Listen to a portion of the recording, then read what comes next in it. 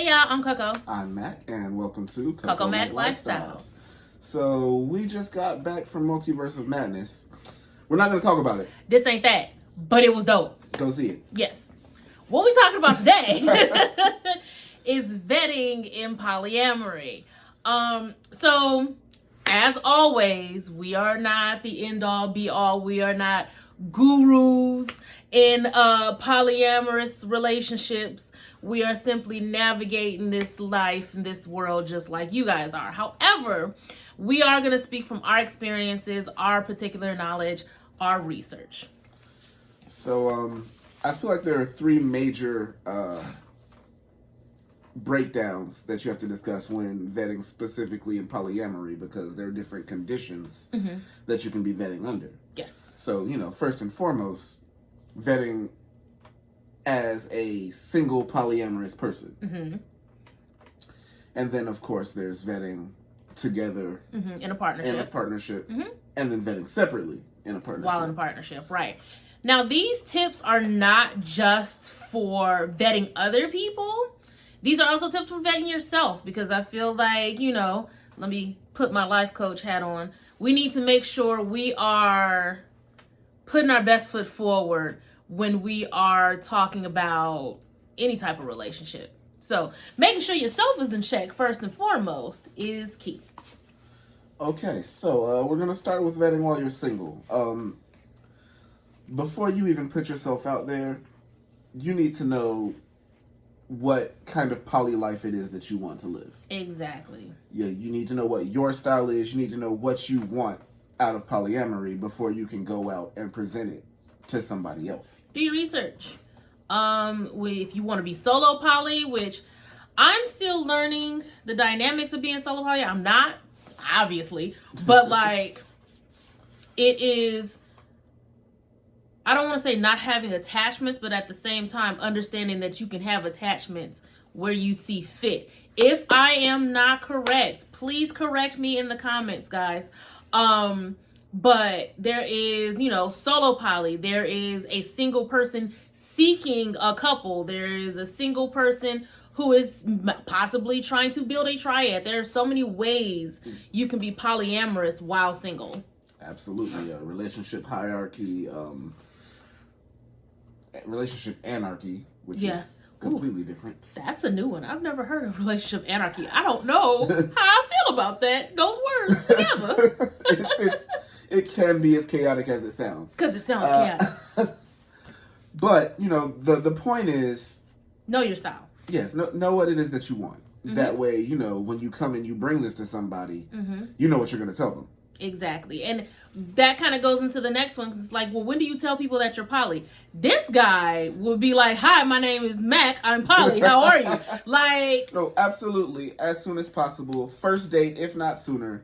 Because there's no point in wasting your time or wasting anybody else's time. Facts. If you're not after the same thing. Facts. So, just don't...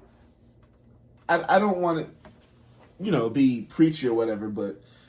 There's always that underlying thing in the back of your head, like, well, if I say it, then, what if that decreases my chances of this going well? Listen. So be it. Listen, if you are scared to talk about any part of you that is a major part of you in any setting where you don't potentially want to lose out on somebody, that's not somebody worth keeping. So if you are poly and you are looking for partnership, just say that you're poly. They're either going to be on board and they're not, or they're not. And if they're not, you guys aren't compatible. Don't try to fit a square peg in a round hole. I say it all the time in so many different contexts, but don't do it. Say that you're poly. Be upfront, be open and honest, and just see what happens. You never know. Yeah, it might not work out, but you might still have a very enjoyable date that you can reference and, learn how to make some tweaks to your approach. You might even get a good meal out of it. And sometimes that's just what it's about. That's dessert. Sir. Okay, so after that, you also need to know what their approach is to relationships. Exactly. You need to know, are they monogamous? Are they polyamorous? If they are monogamous, are you willing to be in a relationship with a monogamous person? Because, some poly people are and some people aren't. Right. I know we are pretty much at the point where we are not monogamous. Like, we have taken a monogamous back seat as we build. You know how the old cliche goes, we are building empires over here. I hate it so much. It's so bad. We're not building any empires.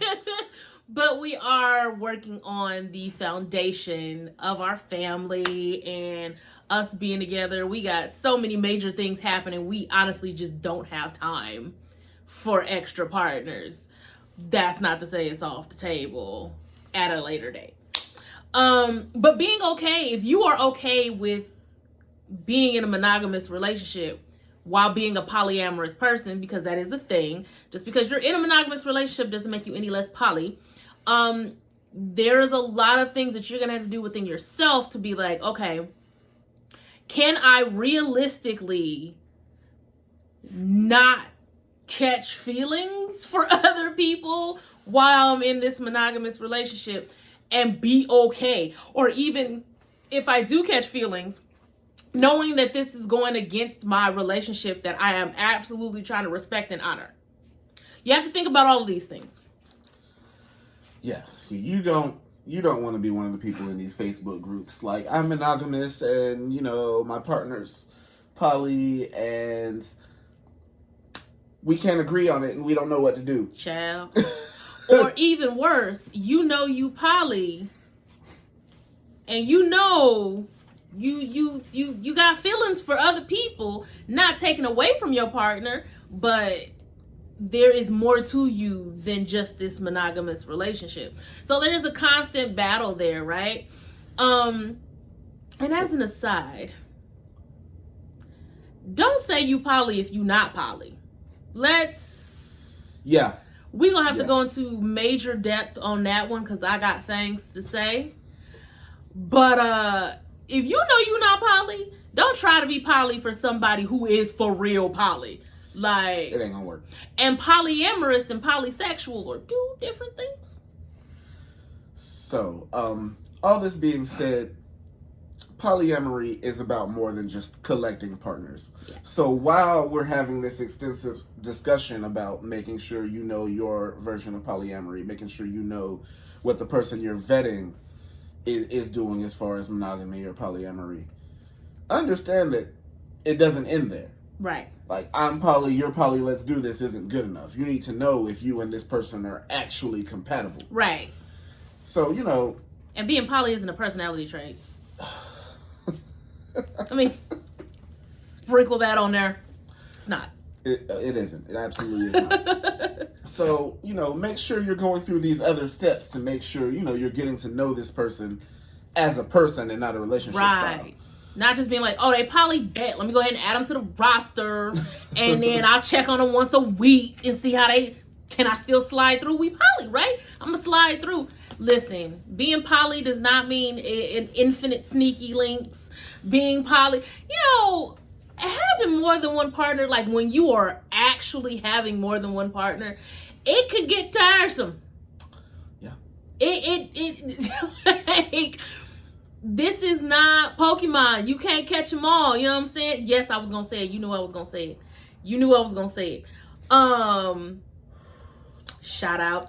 Anyway, don't look at me like that.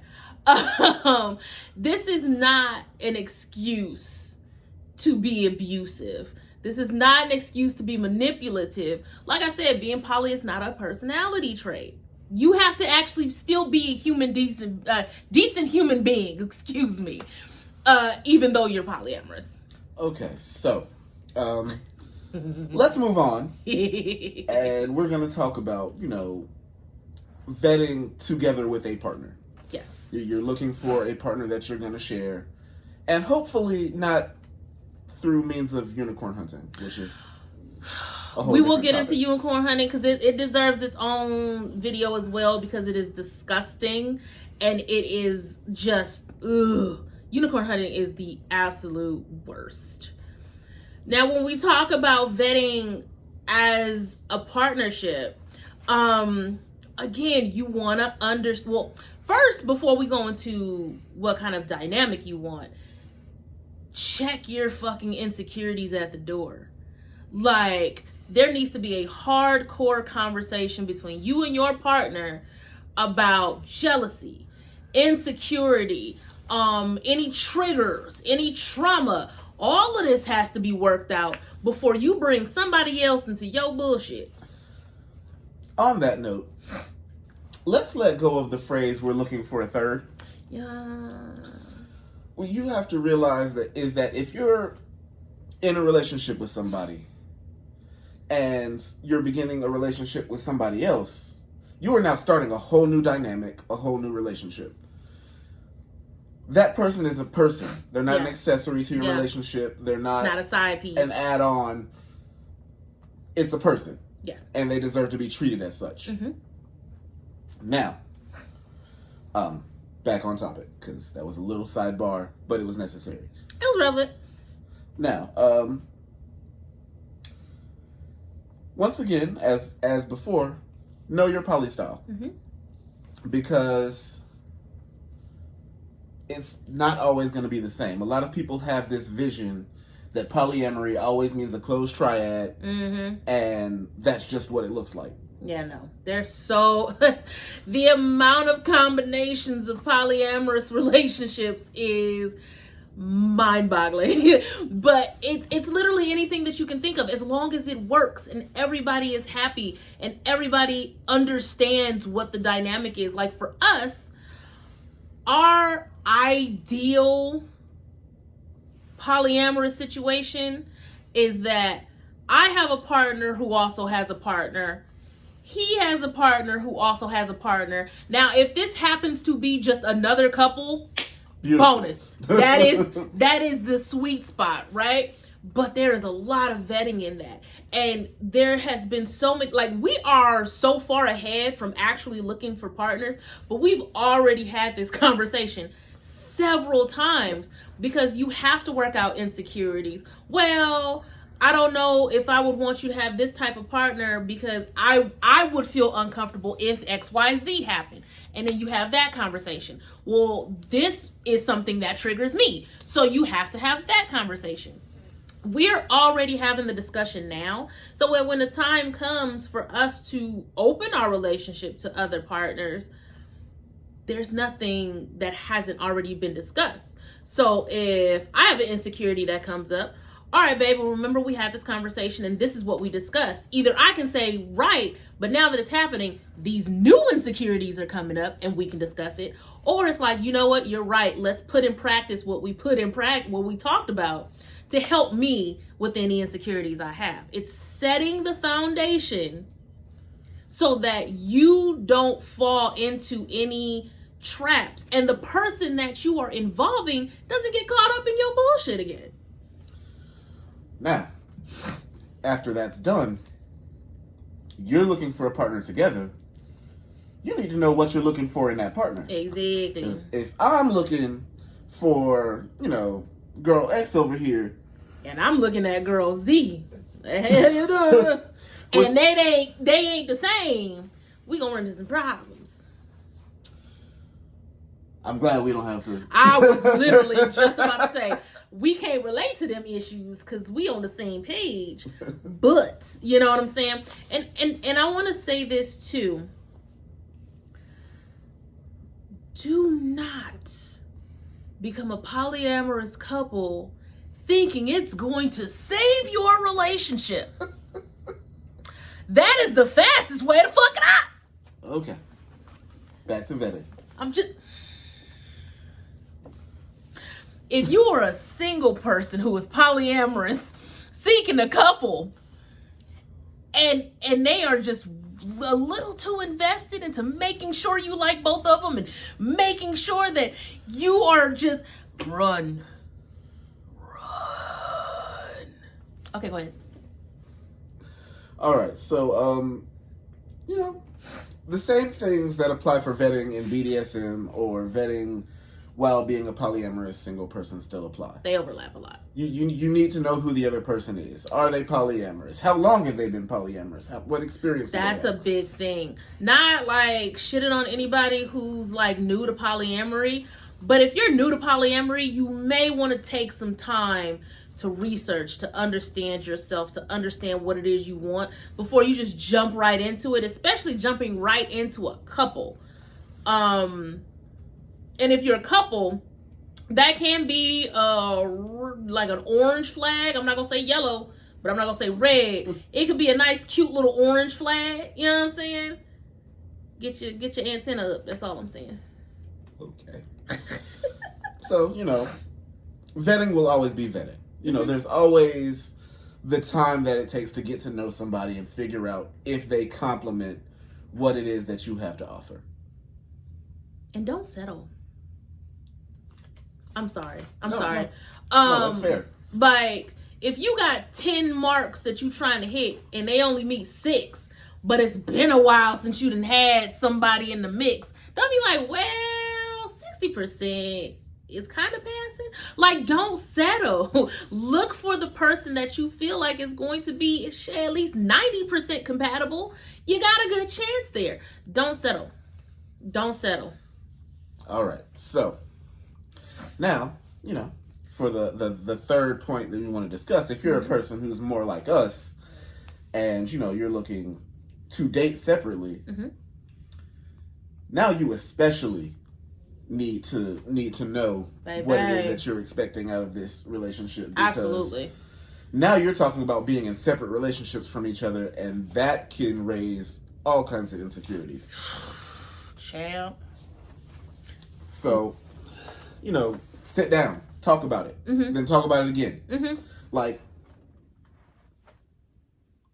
there are going to be blind spots when you talk about having separate relationships. So you need to be prepared for that and know as much as possible. Yeah, to the greatest extent that you can. And be ready to reassure each other. Constantly. As you guys may or may not know, we started off in a polyamorous relationship where I had 2 separate partners, and I did my absolute damnedest to reassure, to affirm, to ask questions, to always make sure that both of my partners felt like they were getting, adequate attention, adequate time, that if there was anything that needed to be talked about, I was willing and open to talk about it, any insecurities, anything. Now, I had one partner who could not be as open and honest, unfortunately, and that is why we are sitting here looking like a monogamous couple. Thankfully, Mac did not have those problems, and that's what, we're both looking for. Somebody who's going to be transparent, open, honest, who can, if it's hard for them, I will say, you don't have to be completely open about triggers, but you need to be willing to talk about them, to say that they're there and see if it can be worked out. Those are the kind of things that you have to discuss if you're going to date separately, because you don't want, if we are an established couple, right? We are on the road to marriage. That's solid, right? So if I have a partner who can't express their insecurities and has all of these issues with the fact that, I got a husband, which that is totally a thing, which is wild to me. And it causes me to be stressed out over here. It is going to be very hard to turn that off the moment that I am now with Mac. And so you don't want to get into a situation where you have outside partners and you now are bringing any type of drama or turmoil into your established relationship. So these kind of things have to be talked about, worked through as far as the type of person you're looking for. And that's not to say I have like veto power over anybody he chooses or vice versa. Next thing I was going to bring up. Yeah, and like we don't, that's not to say that has to be a thing, but when we discuss the type of people we're looking for, he is my protector. he is always going to put my needs and my safety above all else. So I'm absolutely going to say, hey, what are your boundaries? And I can choose to respect them or not, because this is going to be a whole separate relationship. But seeing as it's my husband, I'm going to respect my husband telling me what my boundaries are and meet them to the best of my ability. But we can have that conversation where if he's like, I don't want you dating no tall niggas, I'm going to be like, hold on, time out. Why I can't have no taller? You know what I'm saying? So it's like, we can have a discussion. Now, if he says, I don't want you dating a crackhead, you know what? You right, daddy. You right. I ain't gonna look for no crackhead. Like, you gotta have, I'm being extreme. Y'all know I'm being extreme, but you gotta have these kind of conversations if you're going to date separately to prevent anything from happening to the established partnership. So. You can't date no skinny chicks.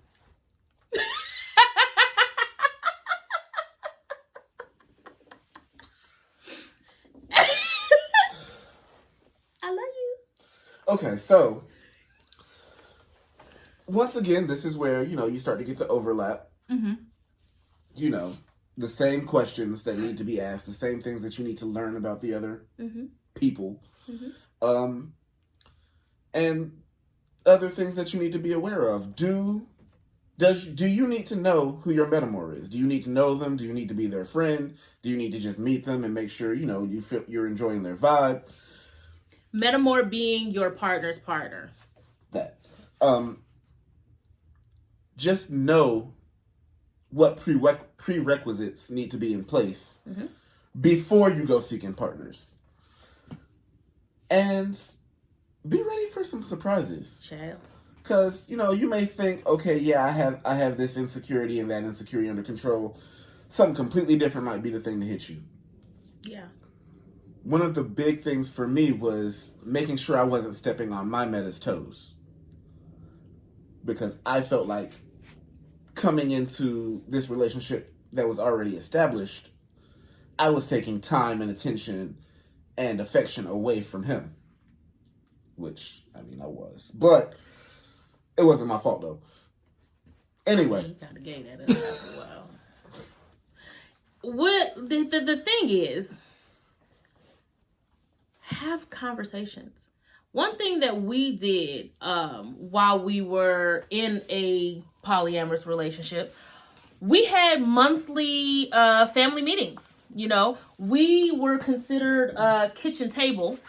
And what that means is everybody is aware of everybody. Everybody talks to everybody. Technically they were friends. Don't judge me. But every month, the three of us got together. We talked about any insecurities we may have, any plans we may have, if there's something that we wanted to discuss, if something happened and we didn't feel comfortable about it. We made sure that there was a platform for the three of us to discuss anything that needed to be discussed relationship-wise. And all dynamics don't have to look like that. No. That's what worked for us. Mm-hmm. Just know what works for you. And if you don't know what works for you, set out a blueprint. Give it a try. Yep. Trial and error. If it doesn't work, amend the blueprint. Make changes. Get better. Move forward. Mm-hmm. So, at the end of the day, all of this to say, vetting is important. Very. There's no getting around it. There's no escaping it. Because whether it's monogamous or it's polyamorous, when you talk about relationships, you're talking about people and their feelings. Mm-hmm. And that needs to be taken seriously. Not just between established partners, but the partners that you're vetting and considering bringing into your relationship or starting a relationship with. Absolutely. So, take it seriously. And above all else, knowing yourself makes it easier to know other people. So, do the work. Yep. Life coach hat off. Now about you and skinny girls. Press the button. God damn it. Bye, y'all.